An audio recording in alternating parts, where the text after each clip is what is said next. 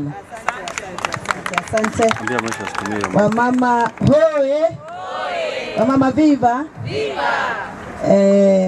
Kabla sijapatiana statement yangu, ninaarifiwa ya kwamba kuna representation from FIDA.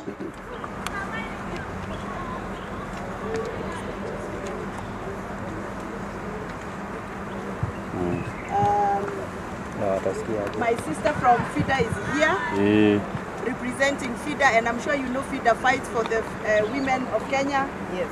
These are the people who made us who we are today. If FIDA never worked with me when I was a young woman, I remember when I was a young woman, I used to work for the media, and I got myself into a lot of trouble many times. I fought with Moi government in 1999. I fought with Kibaki's government from 2002 to 2013. I fought with Uhuru Kenyatta's government, and FIDA was always at my back or for my back. Can you appreciate FIDA for me? And because we are live and we have less than 5 minutes to go, kindly just say a word, and then I will give my official press statement. And I will even stand here so that we don't take it. Okay. Good morning. My name is Elizabeth Bushogi. I am a program officer from FIDA Kenya. Mine today is to say that as FIDA to champion the rights of women, it is something that we have done for the last 20 years. It is something that we will not cease to do. The issues being raised here today are pertinent. Women are dying, systems are failing. Therefore, for instance, the issue of Kware is still very fresh in our minds. The issue of Gen Z killings, the issue of abductions, the issue of missing persons, and the issue of gross violations of rights. Mine is to call us collectively to think and chart our way forward, so that then we are able to address and also tackle these human rights violations that we are seeing in our country. Women are, women are human beings. And it is, as has been stated by the previous speakers, there's the right to health. It is there in Article 37 of the Constitution. The right to picket and assemble is a right that is guaranteed in the Constitution as well, and Article 43. So mine is a clarification. Thank you. Very well. As you stand there, I request that the women of Kenya come near me. You are my power. Kujeni karibu, wale ambao ni wafupi wakuje mbele. Munisimamie nipatiane pesa yangu. Wamama hai. Wamama viva. Viva. Allow me not to use the microphone and use the... Yes. That's okay? Kabisa. For the sake of the sound clarity for the cameras. For the country. I've been requested not to use the microphone. Yeah. But use the microphones that are connected to the cameras. Honorable members of the press and the various organizations represented in this gathering today from the civil society, I want to thank you because I have seen you come for me when I was at my lowest. The day I was petitioned out of Parliament for not accepting a flimsy answer from the Cabinet Secretary in charge of Interior, Kipchumba, Murkomen, I was at my lowest as I walked out of Parliament when other women in the same house were jeering at me. When they looked at me, even there is one woman leader, a woman representative, if you listen to that clip, there is one woman in that clip who said, "Tutakupiga vita." Shame. If you listen to that clip, there is one woman who said, "Tutakupiga vita." Shame. That was my lowest. My lowest because I have been in the women movement in this country since I was 19 years old. I have been participating in the arena of trying to make sure that women politicians get political space for them to make critical decisions like the one I'm trying to make. It defeated me to see women representatives and women MPs watch me as I was getting patronized by men, including the Speaker himself, and they never defended me for standing for the rights of the women of Kenya. That is the lowest Kenya has gone on matters of women's rights. So on Wednesday, 13th August 2025, I staged a protest in the National Assembly against the Cabinet Secretary for Interior and National Administration, Honorable Kipchumba Murkomen, for failing to effectively oversee the arrest of the prime suspect in the femicide of 42 women whose bodies were discovered at the Kware Dumpsite in July of 2024. In response, the Speaker of the National Assembly, Honorable Moses Wetangula, issued a 20-day suspension against myself, barring me from using my office and from appearing in Parliament to represent my constituents, some of whom are here with me today. This is punitive action, and it is viewed as an attempt to silence both myself and the broader anti-femicide movement of Kenya, which continues to demand accountability from security agencies for failing to protect Kenyan women and girls from gender-based killings. In his response to my question in Parliament on the Kware Dumpsite murders, the CS Murkomen confirmed that after 13 months, the Directorate of Criminal Investigations, that is the DCI, has only positively identified 5 out of 42 bodies. Please note, after 13 months, that is 1 year and 1 month, they have only been able to identify only 5 out of 42 bodies. He further admitted that since 20th August 2024, the prime suspect Collins Jumaisi escaped from police custody. The DCI has made no meaningful progress in locating him or identifying other suspects. Since 2016, over 930 women have been murdered in Kenya. I want to repeat, since 2016, over 930 women have been murdered in Kenya, yet only 216 perpetrators have been prosecuted. CS Murkomen's failure to aggressively pursue the perpetrators of the Kware femicide cases not only demonstrates contempt of the victims, but also reinforces the pattern that, under the current government watch, perpetrators of femicide can kill women and traumatize family with impunity. Speaker Wetangula's decision to act against myself, rather than holding CS Murkomen accountable for failing to fulfill his constitutional duty to safeguard internal security, further perpetuates this pattern of contempt against women's rights.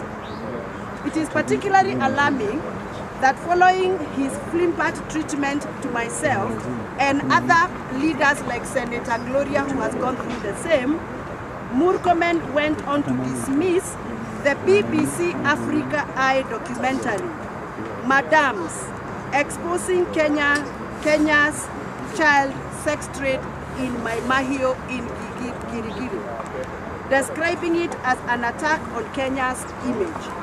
This reflects a consistent unwillingness to address urgent and systematic threats to women and girls of Kenya.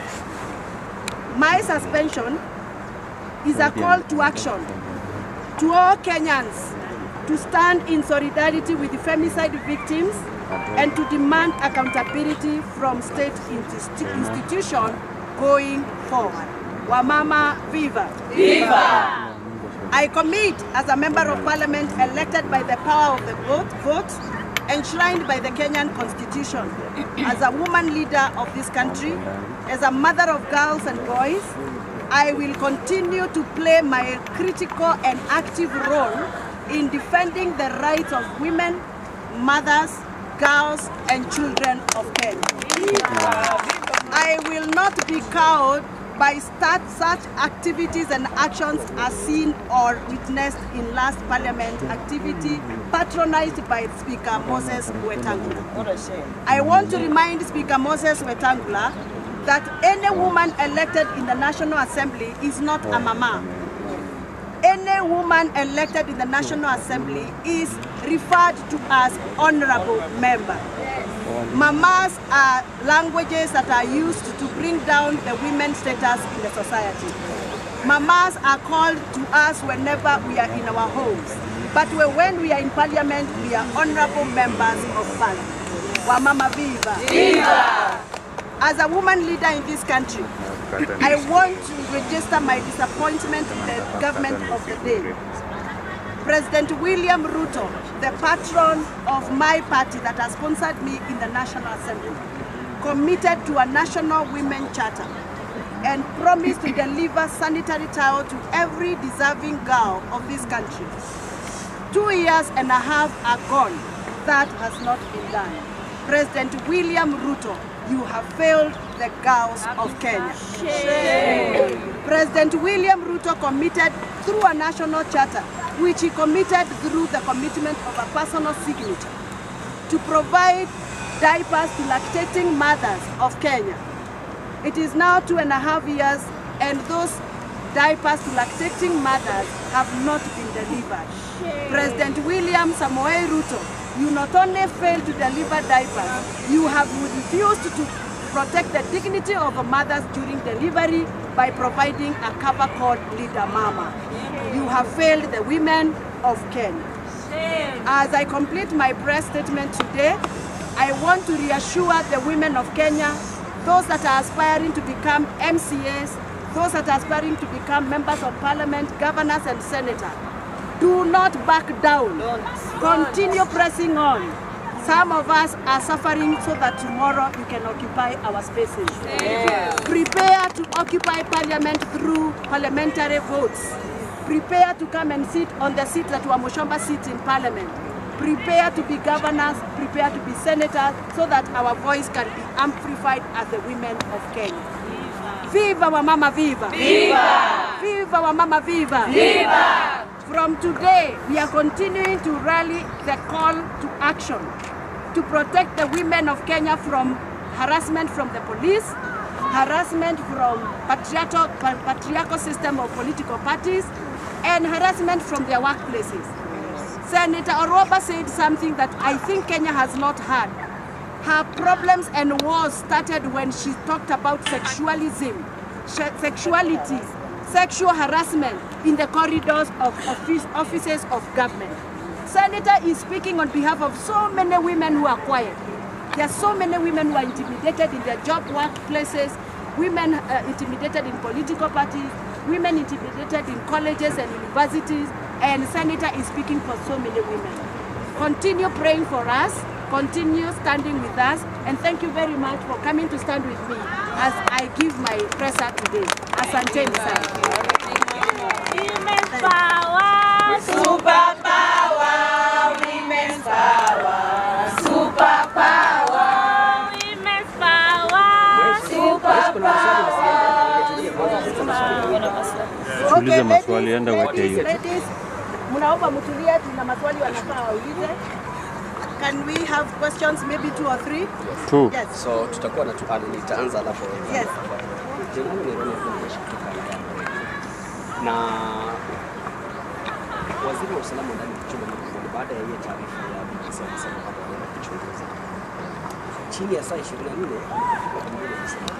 Mambo mengi yasiyojulikana. There's a hoax investigation. What do you think is happening in the country, especially when it comes to matters that touches the region? Mambo wanawake wanauliwa lakini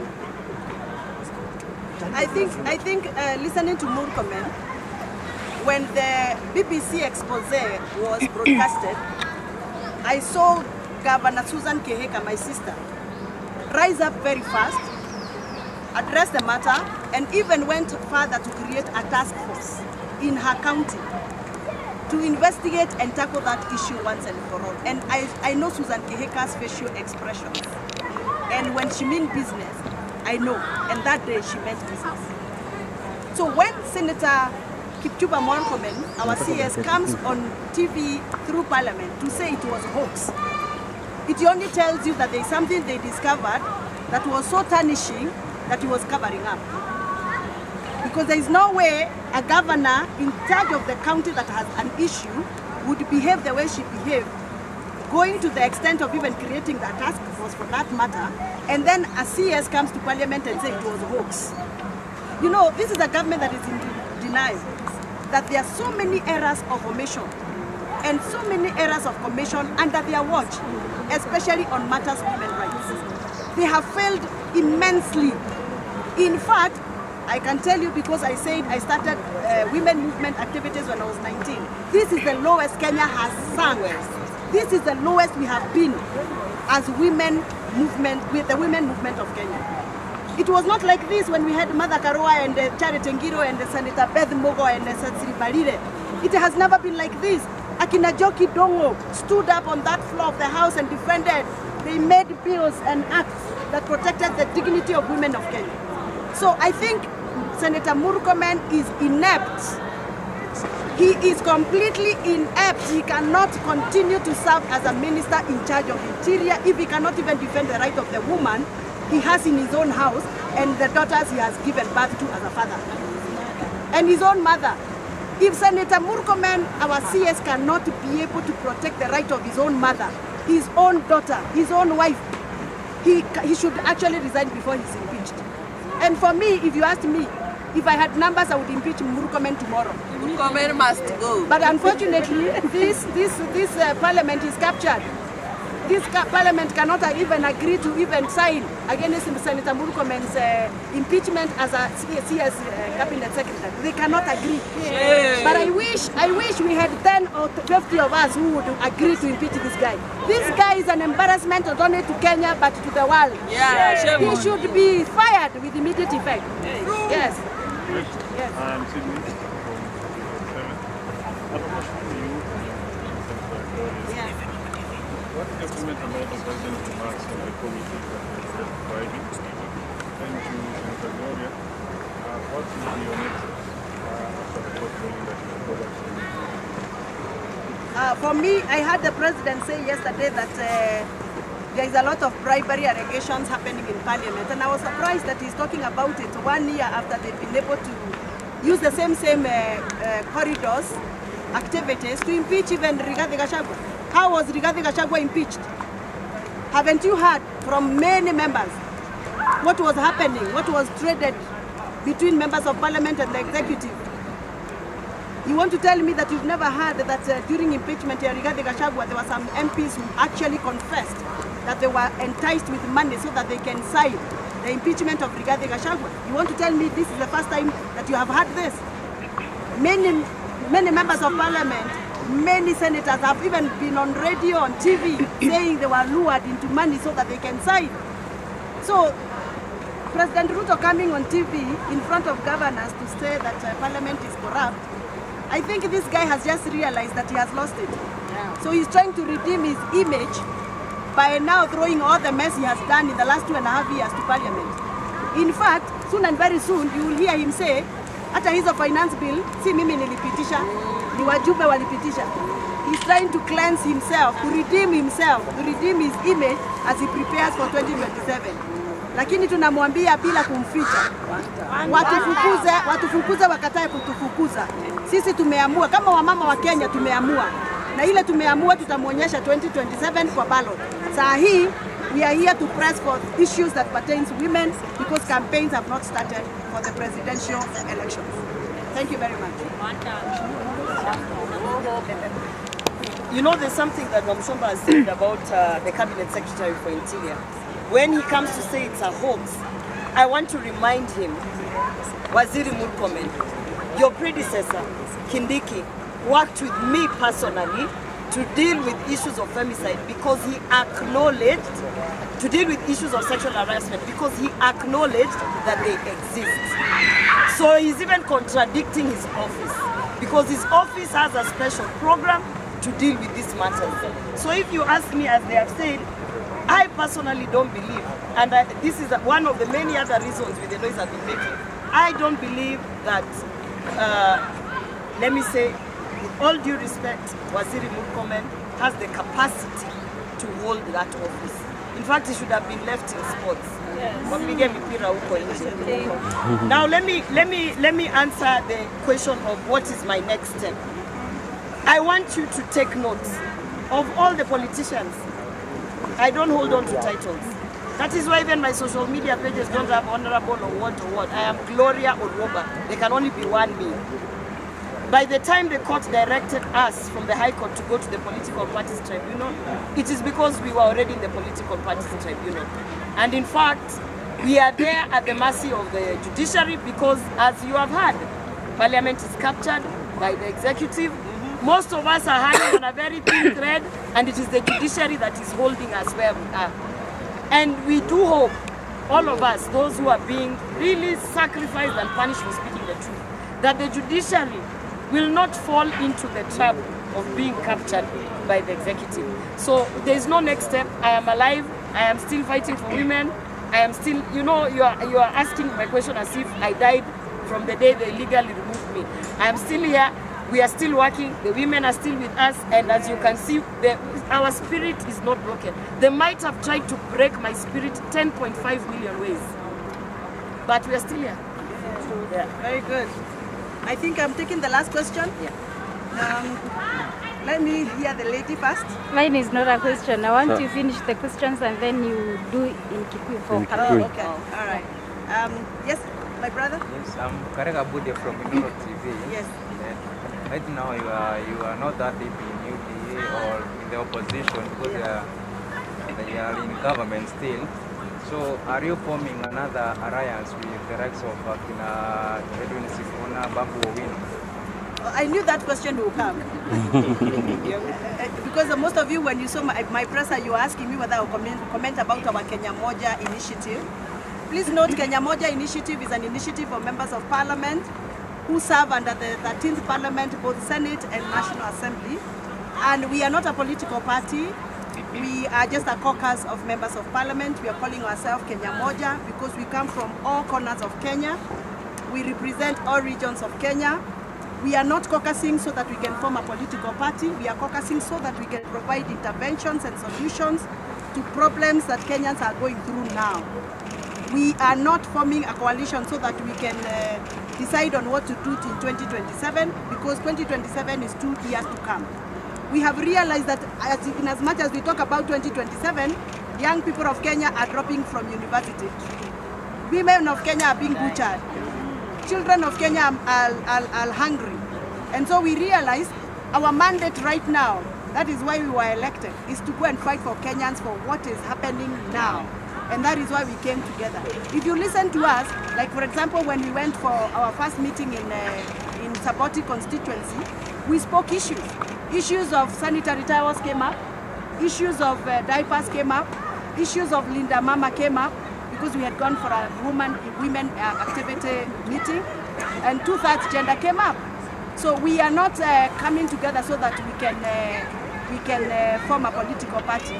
But if Kenyans believe us, if Kenyans believe that what we are saying is what they want, if Kenyans realize that we are the right people to resonate and to advocate for their rights, and decide to make us what they want to make us in 2027, so be it. And we are going to stick together as Kenya Moja. We are going to continue pressing this government together. I'm sure you have seen me press Matters Coffee. I was here with all national cooperative leadership of coffee in Kenya. And all I was doing the whole day was to press for Matters Coffee. And that is what we are doing. We are pressing for Kenyans' issues as Kenya Moja, advocating for the Kenyans' needs. And if that will mutate to a political party, or will mutate to a coalition, or will mutate to a force that we can reckon with and go with for the 2027 election, I will be very happy if that happens. But for now, we are a caucus. Thank you. Asanteni sana, members of the press, for coming. I believe we have not taken much of your time, and the women movement is not dead in Kenya. We are going to continue pressing on for women's rights and children's rights in Kenya. Asanteni sana. Wale wa Inoro kujeni. Kwa Murima. Wale wa Samsele. Mama ongea.